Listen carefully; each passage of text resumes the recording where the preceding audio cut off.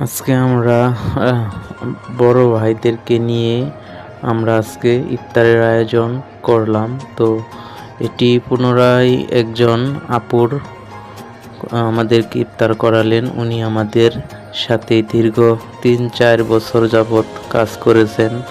আসলে উনি চলে যাবেন বিদায় মুহূর্তে ঈদের ভিতরেই। তো আমরা খুশিতে আজকে উনি আমাদেরকে ইফতার করালেন। ওনার জন্য দোয়া রইল, সবাই ওনার জন্য আমরা দোয়া করব ইফতারের পর। তো আপনারা দেখতে পাচ্ছেন যে আমার এক পান্না আপু, উনি দীর্ঘ ৩-৪ বছর যাবৎ আমাদের সাথেই কাজ করেছেন। আসলে একজন মানুষ চলে গেলে তার একটা স্মৃতিময় জিনিসগুলো আমাদের মাঝে থাকবে। তো সে যাওয়ার আগে আমাদেরকে ইফতারের দাওয়াত দিলেন। তো সব মিলিয়ে আমরা বড় ভাইদের বাসাতে গিয়ে এই ইফতার আয়োজনটা করলাম। আসলে অনেক ভালোই লেগেছে, সবাই মিলে একসাথে ইফতার করলাম। তো আমাদের এই ইফতার পার্টিটা আসলে ভালোই হয়েছে। আপনারা যে যেখান থেকে দেখছেন অবশ্যই কমেন্ট করবেন, আর আমার পান্না আপুর জন্য সবাই দোয়া রাখবেন। উনি চলে যাবেন আমাদের মাঝ থেকে। তো সবাইকে একটু হাসি খুশি করে দিয়ে উনি বিদায় নেবেন।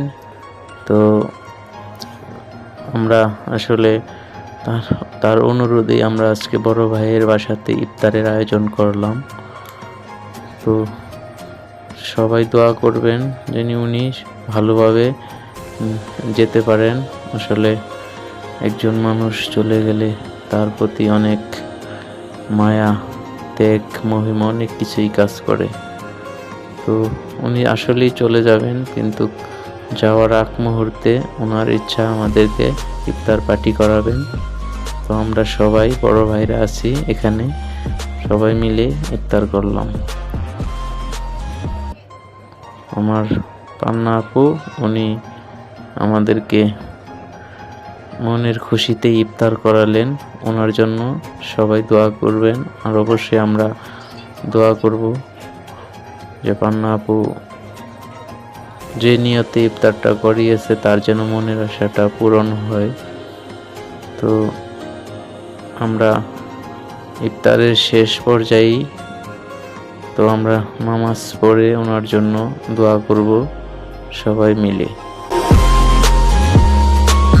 আল্লাহ হাফিজ, সবাই ভালো থাকবেন।